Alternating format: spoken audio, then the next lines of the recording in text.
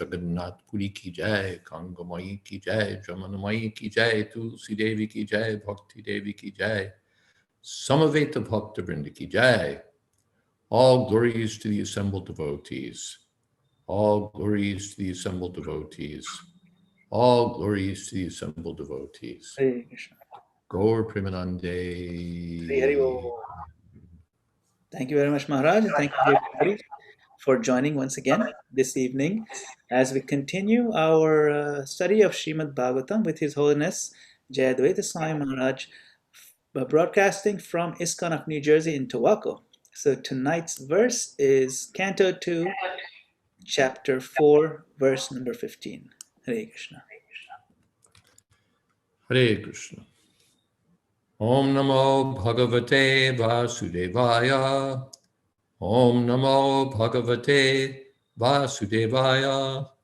Om Namo Bhagavate Vasudevaya. Om Jnanatimidandhasya Gyananjana Shalakaya Chakshurn Militam Jena Tasmai Shri Gurave Namaha. Shri Chaitanya Manobhistam Sthapitam Jena Bhutale Swayam Rupa Koda Mahyam Dadhati Shapadantikam Pandehang Shri Guru Shri Jatapada Kamalang Shri Gurun Vaishnavamscha Shri Rupam Sagrajatam Sahagana Raganatan Vitamastam Sarivam Sadvaitam Savatutam Parijana Sahitam Krishna Chaitanya Devam Sri Radha Krishna Padan Sahagana Lalita Sri Vishakhan Vitamscha He Krishna Karuna Sindho Deen Bandho Jagatpate Gopesha Gopika Kanta Radha Kanta Namostute Tapta Kamshana Gaurangi Radhe Vrindavaneshwari Vrishabhanu Sute Devi Pranamami Hori Priye Vancha Kolpatarubhyascha Kripa Sindho Pyevacha Patita Nam Pavanebhyo Vaishnavebhyo Namo Namaha Shri Krishna Chaitanya Prabhu Nityananda Shri Advaita Gadadhar Shiva Shadi Gaur Bhaktivinoda Hare Krishna Krishna Krishna Hare Hare Hare Rama Rama Rama Hare Hare. Well, today will be a somewhat of a departure from our usual study of the verses of Srimad Bhagavatam. We're going to be focusing on one line from Prabhupada's purport to text 15, actually. The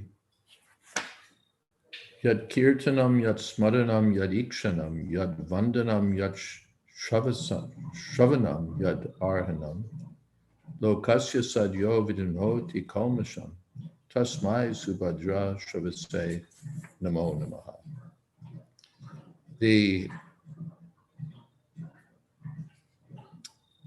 At the request of Tukahantri Mataji, we're going to focus on one line of this purport.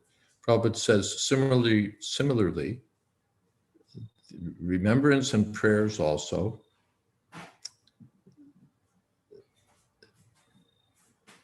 can give us the desired result if they are properly done under expert guidance. And then the line, one should not concoct forms of devotional service. So Tukahantri Mataji requested that I expand on that topic, and so I will. Our point is not to criticize anyone in particular, and also not just to air dirty laundry and make everyone feel bad about things that have gone off target, but rather to underscore the need to be vigilant in guarding against what Prabhupada says are concocted forms of devotional service. So with that in mind, we'll look at a little bit of history of how things can and do go off. Of course, last week, Monday, we discussed the Krishna Bowl and the Roadshow Yoga Village, both of which Srila Prabhupada said, stop. We could also go back further, much further, to the whole Sahaja Sampradaya, which basically ruined Lord Chaitanya's movement up until the time of Srila Bhaktivinoda Thakur, Aul, Bao, Saki Beki, Jat Gosai, Kuranga Nagari. There are so many different Sahajas. Sahajas means, Prabhupada called them one time, mundane cheaps. Those who think that devotional service can just be performed any which way according to their own whims. In the Bhagavad Gita, Ye Shastra Vidamutsrijya Vartate Kamakarita Nasa Siddhim Avapnoti Nasukam Naparam Gatim. Those who don't follow the Shastras will not attain perfection, will not be happy, and will not go back to Godhead.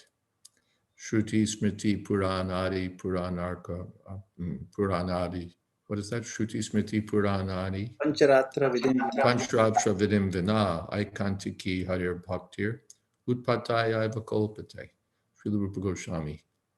The so-called devotional service, which is contrary to the directions of the Shruti, the Vedas, the Smriti, Bhagavad Gita, and other Shastras, the Puranas, and so on, are simply a utpataya, a diversion, a departure, a disturbance to devotional service. They're not the real thing. Real devotional service is performed according to the Shastric Vidhi. And we should add, in accordance with the direction of the bona fide spiritual masters.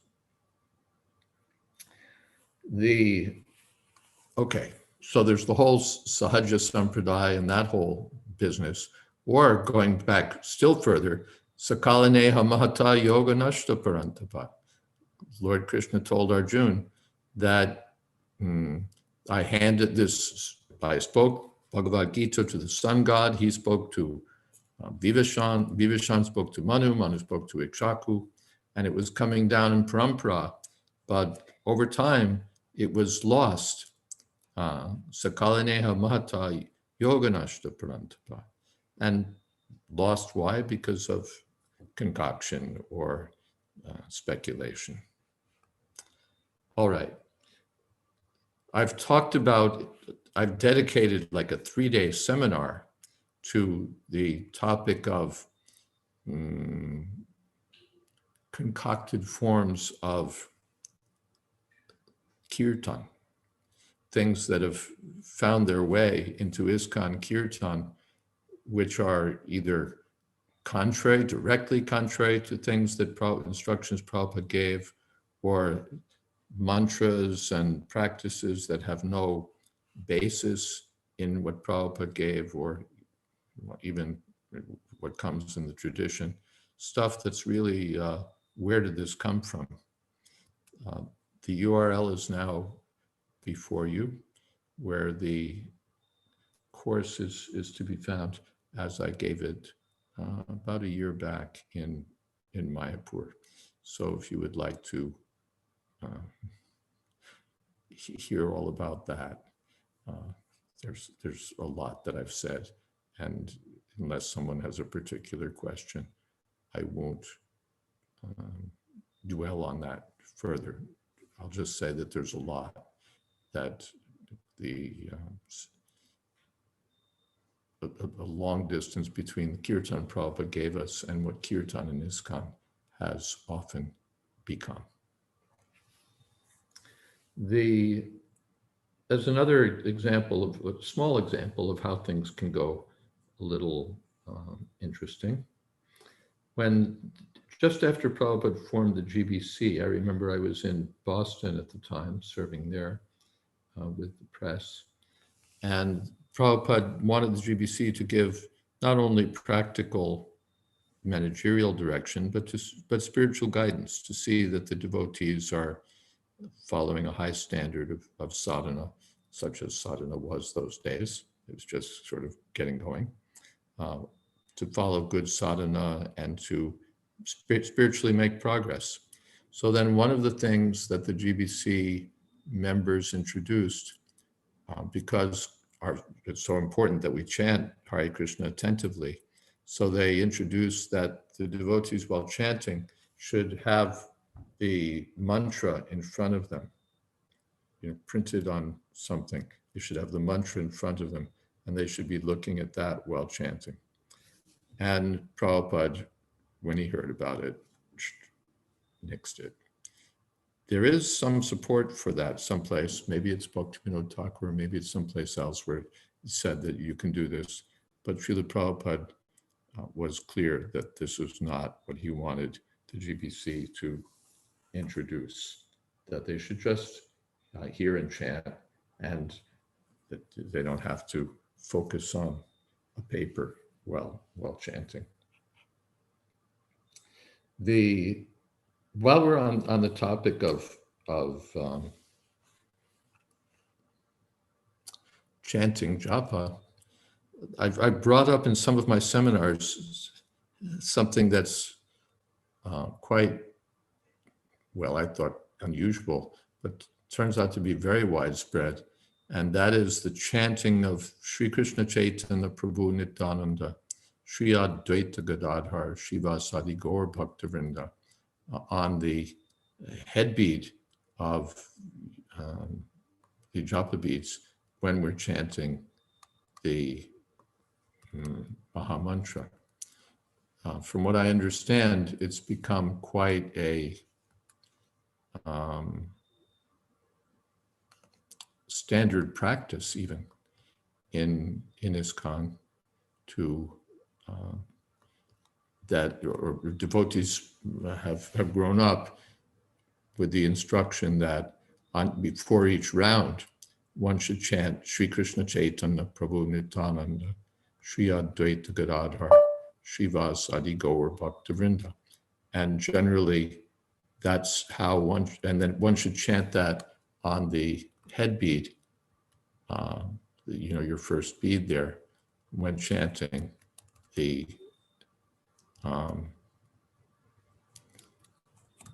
chanting Hare Krishna on beads. And in fact, Prabhupada gave no such instruction. There's no record of it anywhere. And if I had the quote with me, which I don't, if I had the quote in front of me, which unfortunately I don't, we would find that Prabhupada said, no, that's for kirtan. That's for kirtan, not for japa. Yes. And yet, when I've asked it in a room, who was taught to do this, sometimes half the room raises their hand. And there it is, Sharanagati says, this is how I was taught, never heard otherwise.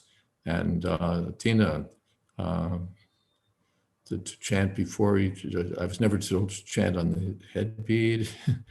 I was told to never chant on the head bead, but Athena was taught, yes, chant before each round to forgive any offenses.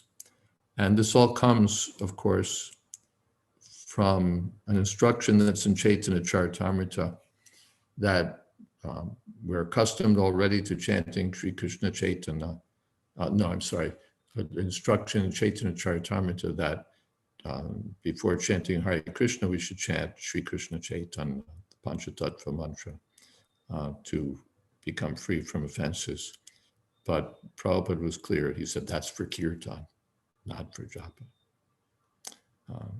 Okay. So there's, for some people, a surprise.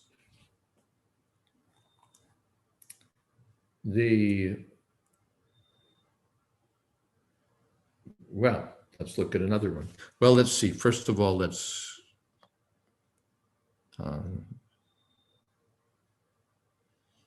yeah, this is a surprise for me, which says, Batu says it's compulsory is what I was taught. And so on. I'm getting similar responses here. So many people have been told that. And well, I'm sorry I don't have the quote in front of me. I really should have had it for you. But it is there. You can take my word for it, or you can demand that I produce it at the next class, which I'll be prepared to do. But Prabhupada said, no, this is for Kirtan. And Madan Gopal, let's see, to avoid tenses, Rupa Kishore was taught that day one, this is what you do. And Madan Gopal says, shows how much we tend to add things and they become tradition and compulsory. Yes. Yes. And Atina asked, why is it so that that we do it before Kirtan and not before Japa? And the answer is basically because that's what Prabhupada taught us to do. He's the Acharya, and so we follow. And I found out when I spoke about this in Mayapur, we happened to have one of our cousins present from the Gaudiya Mutt, and they have different practices. In some mutts, they chant a whole round of Sri Krishna Chaitanya before they get started. In other mutts, they chant at the beginning of each round. At other mutts, they chant more than one round of the Panchatattva mantra. So there may be all sorts of ways of doing things, but ISKCON means that we follow Srila Prabhupada, and he didn't introduce this. And when it was brought to him, he said, "No, that is for Kirtan." This correct process, what Prabhupada taught at every initiation ceremony I ever went to, was that you begin on one side of the head bead and you chant Hare Krishna, Krishna Krishna, Hare Hare. Hare Ram, Ram Ram, Hare Hare. You chant on each bead. You go all the way around till you reach the head bead. Then you don't cross over that head bead. You turn around and chant back in the opposite direction. Hare Krishna, Krishna Krishna, Hare Hare.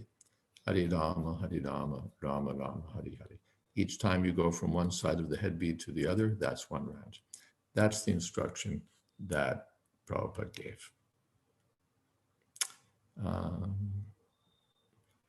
Yes, now let's see where we are, because there's a lot of texts here, starting with Batu Gopal. The place where I'm living, Maharashtra, there are so many Gita contests happening during, I'm sorry, everything scrolls in an interesting way on my machine here sometimes.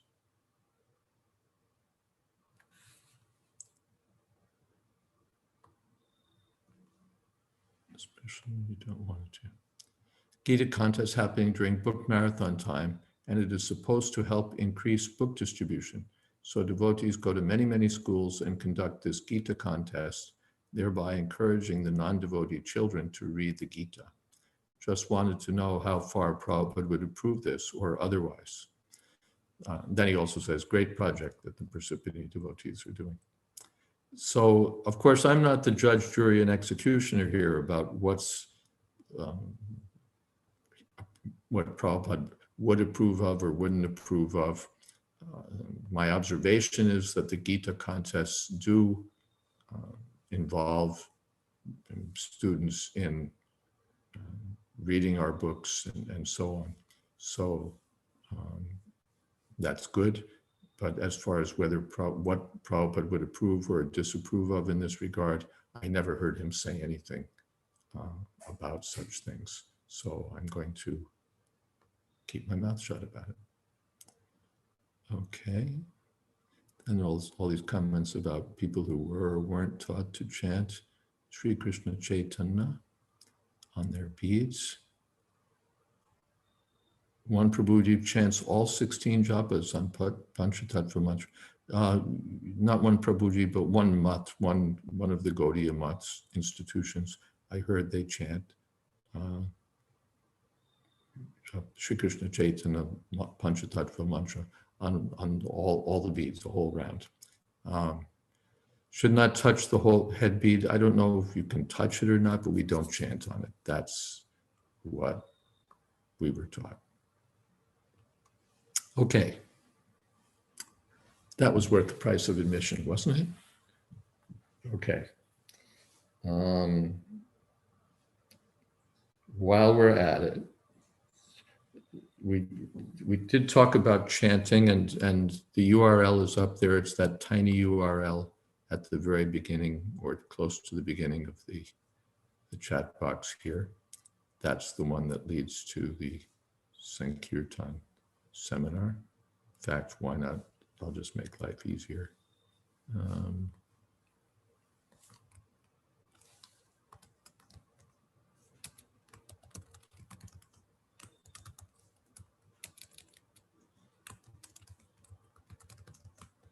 There it is again in your chat box.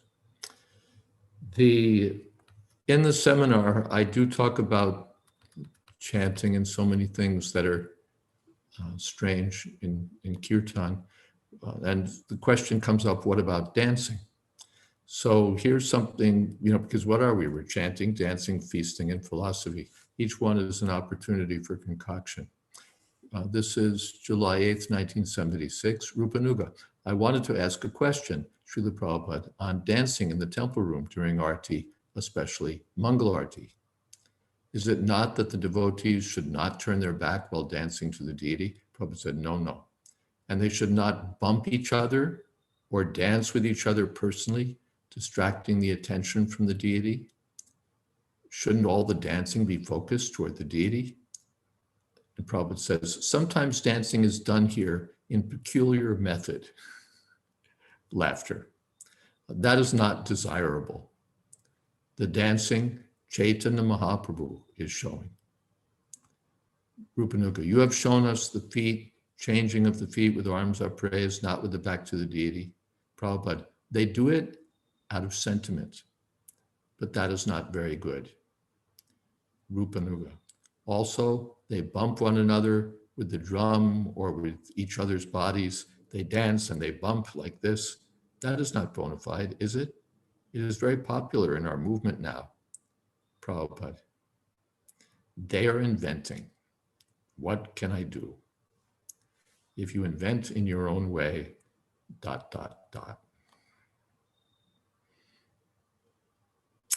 There's another account. And Prabhupada said, like Chaitanya Mahaprabhu, those who've seen Radhanath Maharaj dancing, that's the idea that Prabhupada gave. Conversation, July 10th, 76, TKG, Tamal Krishna Goswami, reading from a press account. The kirtan begins with the chanting of the Maha Mantra, slowly at first and melodiously. Later, the chant will speed up as the spirit of the devotion spreads. Often the most rapid and intense chanting is done by a hardcore knot of toadied men before the curtains of the shrine. The devotees get in one group and start, and then there's laughter, hardcore devotees. Quote, the rhythm approaches that of an express train, and the atmosphere is apt to remind a lay visitor of an old-fashioned football rally. Some of the onlookers try to keep up with the central group, clapping their hands, swaying their bodies, throwing arms upward, and among the younger, adapting modern dance steps to the rhythm. When the shrine curtains are drawn back, devotees kneel and press their foreheads. Prabhupada, who has introduced this peculiar dancing? Harisari, it just evolved, laughs. Rupanuga, we were speaking about that the other day. It's changed from the original dancing that you showed us to something else, too much like the modern dancing. Prabhupada, I think this is not good. Tamal Krishna, shall I read on? The service has become, what way should we dance, Srila Prabhupada? With one hand, with our hands outstretched? Sometimes the devotees like to jump around. Is that all right? Prabhupada, in ecstasy, one can do anything. That is another. But artificially to do something is not good. Tamal Krishna Goswami, but if one feels like jumping, it is all right. Prabhupada, anything artificial is not required. Rupanuga. So running back and forth is not, Prabhupada, no, that should not be an artificial ... So there you have some thoughts of from Srila Prabhupada on the dancing. And I've seen in recent times break dancing and all sorts of odd things. But here you get a few words from Srila Prabhupada about who has introduced this peculiar dancing. Latina, should we stop chanting it before each round of japa, or can we if it doesn't hurt and now accustomed to it? Well, you can do whatever you like. I'm not, as I said, I'm not the person to pass judgment on or to dictate what you can and can't do. All I'm saying is that Prabhupada didn't introduce it, it didn't come from him, and that when asked about it, he said, no, that is for kirtan, not for japa. And again, I'll try to find you that quote. Okay, good.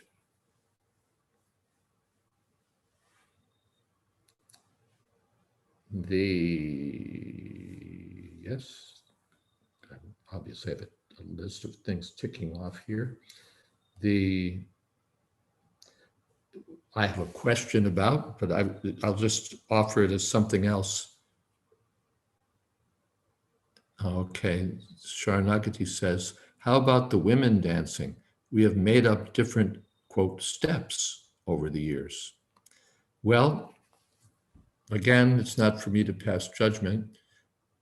I know that sometimes things are done for some public presentation, and I'll be still more reluctant to give judgments about that because the leaders of those programs may have a strategy in mind. I do know that, I guess I can say, that Devamrita Maharaj said that these moves come from, who was it, which group? I think the Supremes or something like that, who were an act from the 1960s. You'll see this kind of these kind of moves, as they might be called, in their act. Motown moves, to country says. Yes, exactly. Now, whether they can be used in some particular forum in Krishna consciousness, I'm not going to say. Maybe even Motown has a place, but certainly in the temple kirtans, these things are unusual, let's say. And again, in Prabhupada's time, we didn't do these things. And I'm going to handle almost all the questions that way. I'm not going to say, yes, you can do this. No, you can't do this. Yes, this is bona fide. That's not bona fide, although I may do that in some instances. But mostly I'm just going to inform you, here's what Prabhupada said, or here's what Prabhupada introduced or didn't introduce. And you can take it from there. Another thing that Prabhupada didn't introduce, and again, I'm not going to pass judgment on it, but you see it in ISKCON temples all over the world, is this Sitari, is it called, Madan Gopal? These helmets from the deities with the lotus feet on their head. Sitaris, I call them Sitari, yeah. I didn't have a diacritics where I read it. Sitari, which is completely bona fide. All over South India in the Ramanuja Sampradaya, in all the temples, you'll find this sitari as a standard practice.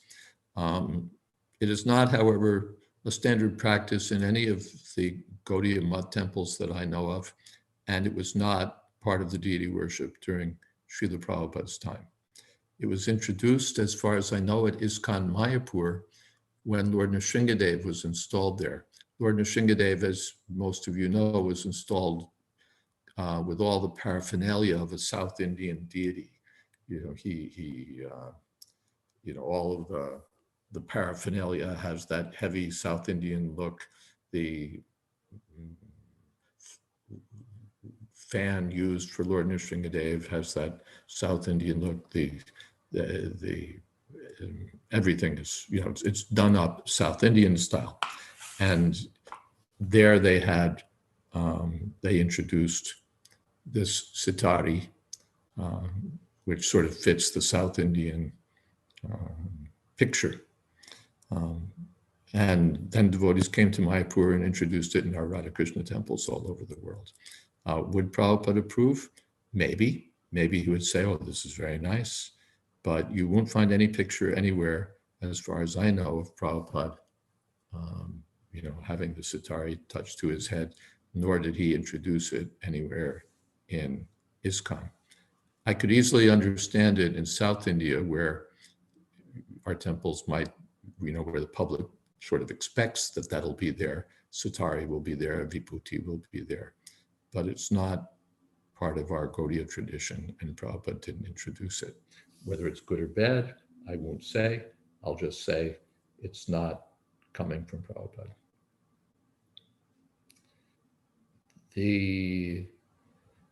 Okay, there's some other things that have been introduced over time. Some of them quite serious, you know, the sitari one way or another is perhaps a small matter, although Prabhupada considered small matters in deity worship to be big matters sometimes. Another item is painting Sankirtan.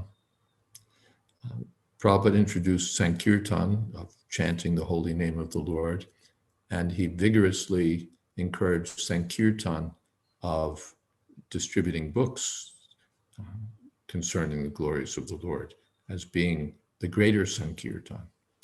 So with the success of that greater Sankirtan, some devotees had the idea, some of our leaders had the idea that this could be extended, that since the devotees were so successful in selling books, they could also sell records, they could also sell paintings, they could also sell beach towels, they could also sell so many other things. Whether that was a good idea or not is doubtful. I think the outcome we saw was not very favorable in the long run. People figured out, well, you know, one thing was spreading the glories of the Lord, the other thing was making money.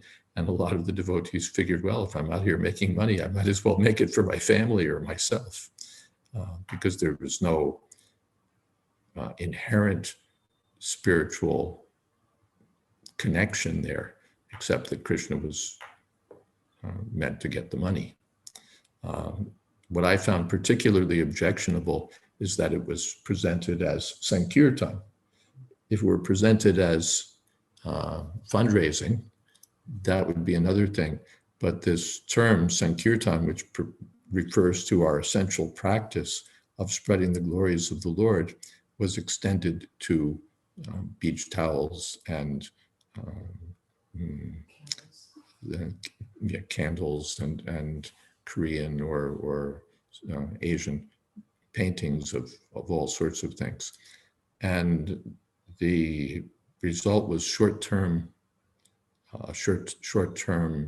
influx of quite a lot of money and long-term loss of so many devotees who were not nourished or sustained ultimately by selling this stuff. And we used to hear devotees coming back and saying, yeah, Krishna inspired this guy to take 3 paintings and so on.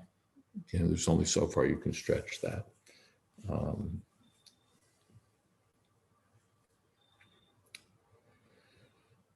The okay.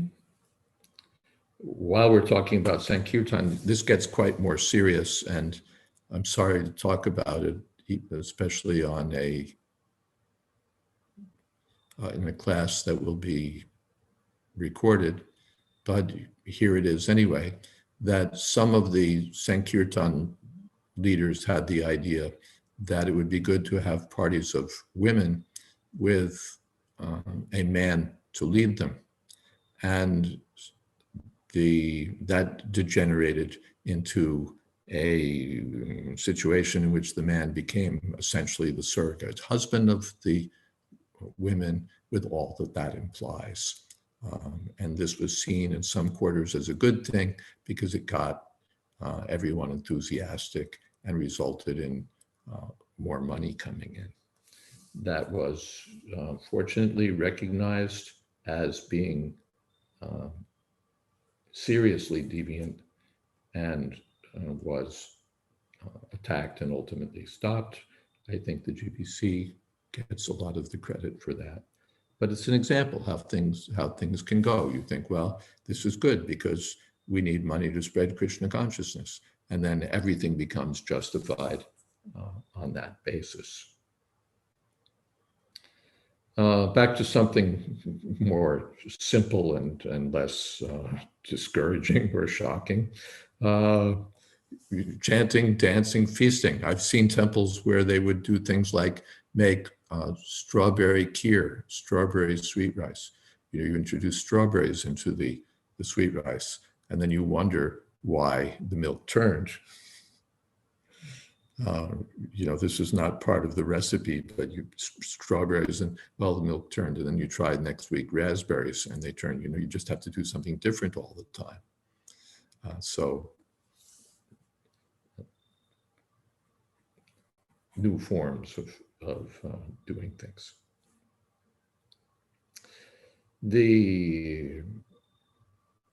I won't talk about food for life. I will talk about the zonal acharya system, which is something that developed in ISKCON after Srila Prabhupada's disappearance. The notion was propagated that Srila Prabhupada had appointed 11 acharyas to be his successor, and that they should each be the acharya of their geographical zone. In support of that, the idea was presented that water from any tap is the same, and therefore there was no difference between any one of these gurus or any of the others, and therefore whichever was the guru of your zone was the guru that you should accept. And it didn't matter whether, where your faith was, where your inspiration was. If you were in whichever part of the world, the zonal guru of that zone was your guru.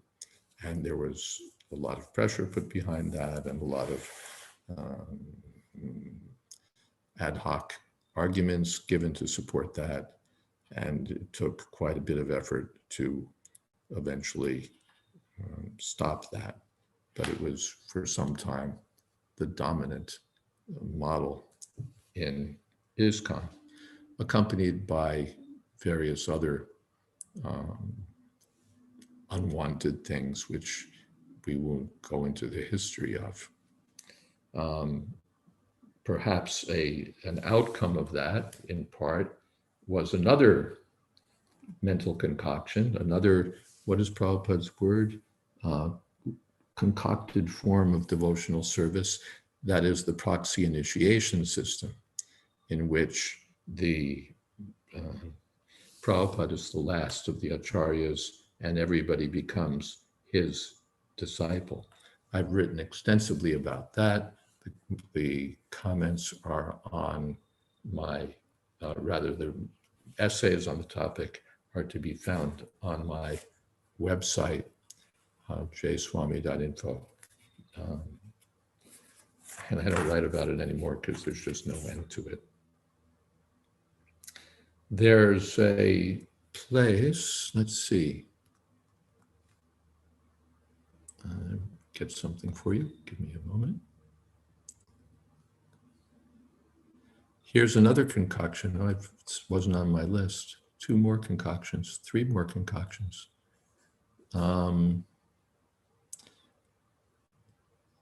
This is from Prabhupada, 3rd December 72. I do not know why these things, inventions, are going on. That is our only business, to invent something new program. We have already got our Vaishnav standard.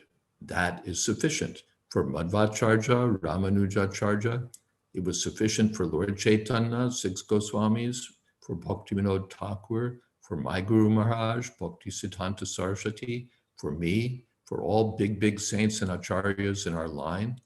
Why it shall be inadequate for my disciples, so they must manufacture something. That is not possible. Who has introduced these things? That women cannot have chanting japa in the temple, they cannot perform the arti, and so many things. If they, that is the men, become agitated, then let the brahmacharis go to the forest. I have never introduced these things. The brahmacharis cannot remain in the presence of women in the temple, then they may go to the forest, not remaining in New York City. Because in New York City, there are so many women, so how they can avoid seeing. Best thing is to go to the forest for not seeing any women if they become so easily agitated. Then no one will either see them, and how our preaching work will go on.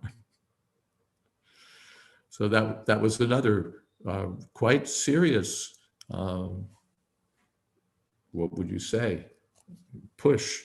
You know, why should the women chant japa in the temple? Why should they be able to do the puja? Why this? Why that? And Prabhupada, who has introduced these things? Another letter, Panutanya, maybe Panutanaya. Anyway, Hyderabad, 18 November 72. If a child is trained properly in Krishna consciousness, he will never go away.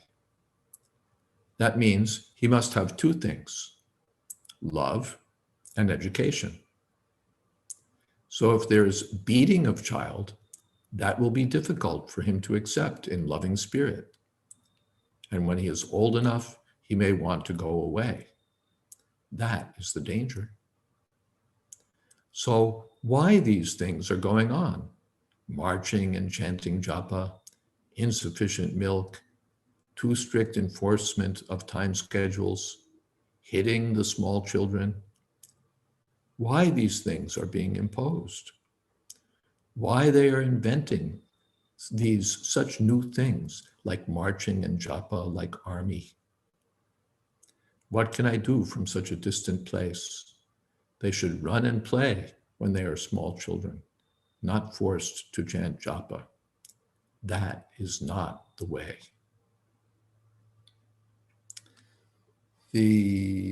I'll read one more, and then Apurva Prabhu has a question, so I'll come to that. This was another, why they are inventing, concocting forms. Regarding the sannyasis convincing men within the temple that they should leave and go with them on their parties. This is June 1975, June 17th. That is not at all good. I have never approved of this action. You can tell them. Everyone is concocting something of their own. It must be checked.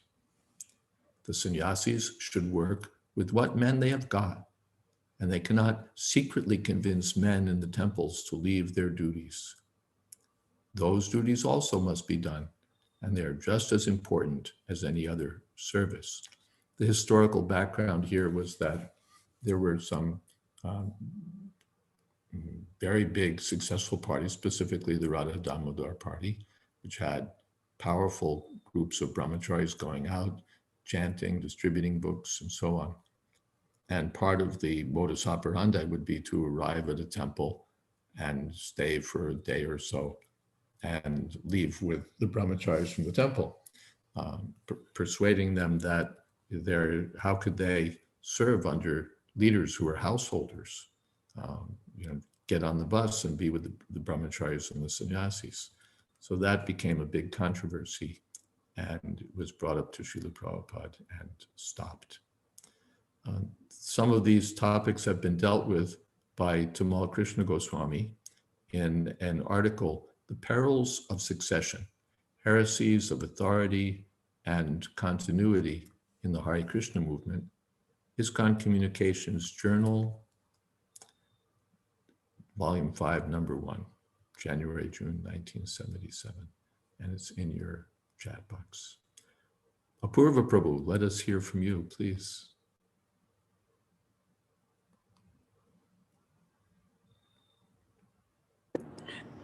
And let's get.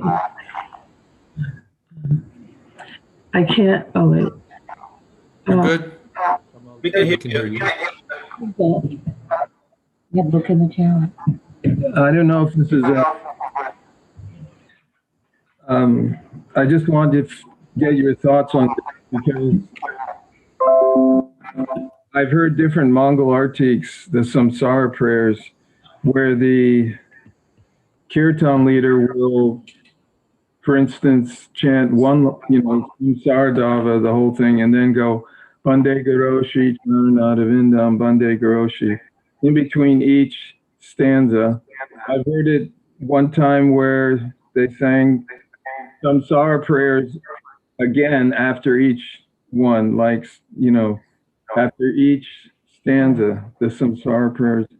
Is this something to be concerned about, or is it just, I don't know what the thoughts are on it. If I've got it straight, they would chant Bande Guru Sri Charanadavinda multiple times, and they would chant the first verse, Samsara Dava, multiple times. Is that what you're saying? Yeah, some samsara after each. These are different kirtans that I've been hearing.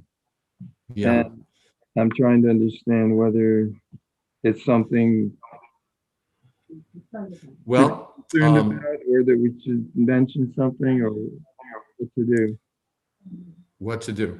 Well, if we start getting into all the kirtan questions, this is going to be, a whole seminar, which I don't mind doing again, but but you can get it on the internet. It's already there. Okay. But I didn't answer this question. As far as I've heard, we've all heard Prabhupada chant, and sometimes he would chant Bande Guru Sri Charanadavinda more than once. More than at the end of each verse one time. And sometimes also when he chanted Samsara Dava or other prayers, he would chant the first verse more than once, like the prayers to the six Goswamis. He might chant the first verse more than once, or the prayers that we're going through, Nama Parasmai, the Sukadev Goswami's prayers. When we listen to them, we'll find that Prabhupada chants the first verse multiple times.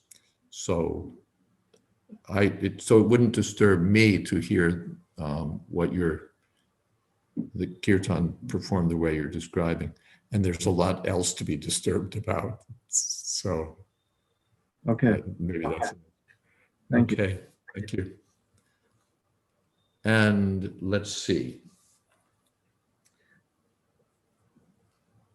There are two more items that I'll mention, and I see that we're getting short on time, but I'll mention them. One is the famous Gopi Bhava Club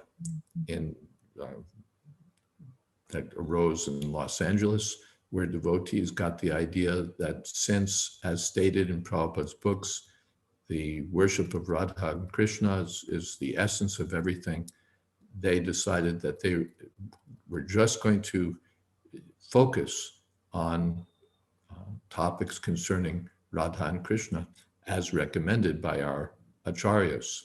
And they were only reading from Prabhupada's books, not from any other source, but they were focusing on these topics of Radha and Krishna. And that Prabhupada blasted. You can look to Prabhupada Lilamrita or other sources for hearing about that. But Prabhupada was irate that they were doing that. and he condemned it as being in line with the Sahajas. Again, I won't go into this more deeply since it has been discussed elsewhere. And finally, we can talk about briefly a sort of strange era in ISKCON history concerning our new Vrindavan project, where devotees were urged to dress as Christian priests and to chant in choral fashion as in churches, and where devotees were initiated with Native American names, and where there was a statue of Prabhupada in the mold of Lord Buddha, and so many other things, great and small, went on, all coming within this one line. One should not concoct forms of devotional service. So again, I'm bringing these things up not for this purpose, just to illustrate that when Prabhupada says this, he's talking about something that can so easily happen, that we can so easily concoct something. And it may be small, it may be big, but that's Prabhupada said in that letter we read on Monday. Another change, another change, another change. So it can be very unfortunate. We have two more comments here. Dukahantri. My often contentious issue regarding concoctions has to do with the deity dressing, fads, and styles. Srila Prabhupada gave very little instructions to several devotees, Rukmini, Shilavati, Jamuna, to name a few, who passed these on to newbies like myself. So many new things are happening now. And when I attempt to humbly suggest this is not what Prabhupada liked, I get lots of objections. I need to know if I should just give up. Well, I sympathize, and I don't know whether you should give up or soldier on. But Prabhupada was quite particular about the deity worship, and quite particular on this point that new things should not be introduced, whimsical things should not be introduced. And at least I'm happy to know that you bring them up, but what can I say? Except that Prabhupada was very particular about the deity worship, and I don't know the particulars of what's being introduced, and I wasn't one of the people that got much instruction about, or any instruction really, about the deity worship. But it's good if those who did get the instructions can, and who are still with us, can share what they learned from Prabhupada and help guide the younger devotees to do what Prabhupada wanted us to do and avoid what he didn't want us to do. That's maybe as much as I can say here. I've heard that Srila Prabhupada, Sharanagati says, did not specifically, am I going to discuss the Ritvik controversy? Please, I did. If you want to a further discussion, go to my website, www.jswami.info, and look for the section called About Unusual Doctrines, and you'll find plenty to read. Sharanagati says, I heard Srila Prabhupada did not specifically ask us to dress in Indian clothing. Can you please clarify? Well, the devotees didn't start dressing in dhotis and kurtas and saris because they thought this would be a good idea, and Prabhupada wasn't in favor of it. When Prabhupada, there's the famous picture of the devotees in front of 26 2nd Avenue. Prabhupada said they looked like angels from Vaikuntha. There's so many places where Prabhupada approves and appreciates devotees dressing in dhoti, kurta, sari, and so on. And there's really no question about that. He did approve and encourage. He told, I believe, Jadurani, said when, in the beginning, everybody was like bell bottoms and jeans and hippie outfit. He told Jadurani, when a woman is dressed in sari, she looks very feminine. In other words, encouraging. And in Prabhupada's presence, of course, we dressed in this way, and Prabhupada encouraged us. He did say that they should either dress this way or like ladies and gentlemen. So he approved, for example, one time Gopal Krishna Maharaj came as part of a group to see Srila Prabhupada off from Kennedy Airport, and he bowed down with his suit and tie and apologized to Srila Prabhupada for wearing his karmi clothes. And Prabhupada said, not karmi, karma yogi, anashrita karma palam. And you've seen the picture, I think Kirtanananda's there with other devotees as Prabhupada's leaving for India, and he's wearing a suit and tie and a shaved head and shikha. Prabhupada, in fact, Kirtanananda, when he came back without authority from India, coming to New York instead of London, Prabhupada, he started preaching to the devotees that they should cut off their shikhas, that they should dress like Westerners, and so on and so on and so on. And Prabhupada, blasted it all.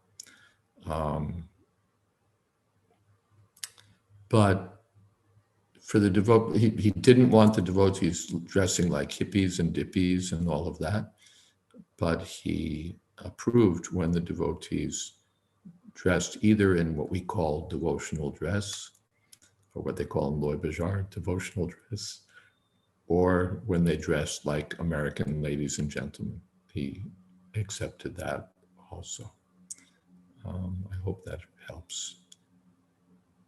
I heard when Prabhupada came back from India in 1967, he bought saris for the women to wear. I think that's true. I seem to have read that not too long ago. I don't remember dhotis or kurtas. I wasn't there at the time when Prabhupada came back in 1967, but now that you mention it, I think I did read that Prabhupada brought gifts for the women, saris. Yes. Okay. We have reached the end of our time. Again, I apologize for bringing up things that may be less than encouraging, that may raise doubts and questions and so on. It's all in the service of this one point from Srila Prabhupada. One should not concoct forms of devotional service. It's just, it's only 8 words in this purport, but there are 8 highly significant words, highly important words. And if we take them seriously and are, what's the word? Chaste about it, if we're strict or serious, then this instruction will benefit us. It will help us. It will help us. And I think if you do get the chance, and if you're interested, I do encourage you to listen to my seminar on kirtan standards, where all sorts of forgotten and unusual and needlessly revolutionary things are said. So check that out also if you'd like. And we have reached the end of our hour. Thank you all very much. And we're back to Bhagavatam next week, on Friday, rather. We'll go back to our usual happy, direct reading of Srimad Bhagavatam.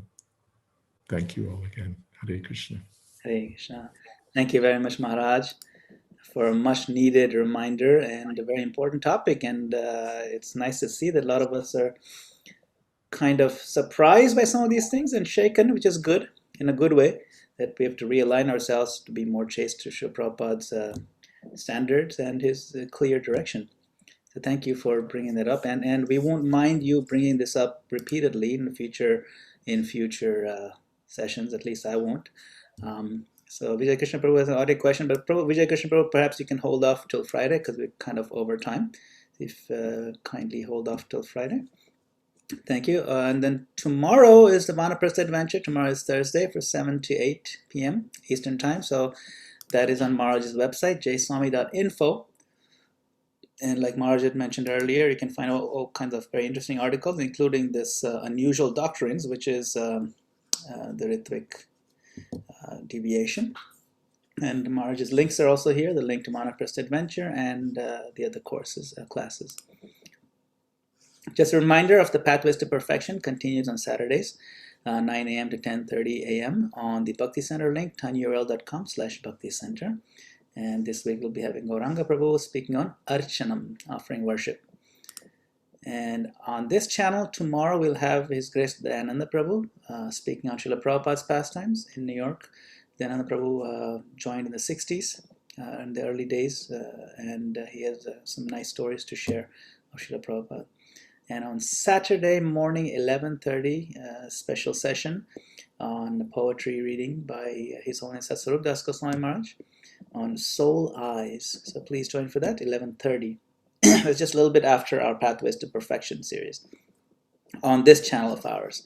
And on Sunday, we have Shesha Prabhu, who is also a disciple of Srila Prabhupada, and will be, he's served as GBC and is also Minister of Justice and Education. So thank you all for joining, and we look forward to seeing you all. So if you'd like, you can unmute yourself real quick. I'll leave it on for a few seconds. If you can all say Hare Krishna to Maharaj, one just very shortly all together. Hare Krishna Maharaj. Hare Krishna. Hare Krishna. Hare Krishna Maharaj, thank you. Dandavat Maharaj, Hari Bol. Sir. Thank you, Maharaj. Thank you, Maharaj. We're on the other side of the hill here. Hare Krishna Maharaj, thank you. Haribol Maharaj, thank you. Hare Krishna Maharaj. Hari Hari. Thank you, Maharaj. Hare Krishna Maharaj. Hari Bol. Maharaj? Pranam. Hare Krishna. Maharaj, can you hear me? Hare Krishna. Maharaj, I need to know if Srila Prabhupada is going to have a successor or not. We'll have to hold off your questions till Friday, Prabhu. Okay, I'll do it. Srila Prabhupada ki jai. Jai Swami Maharaj ki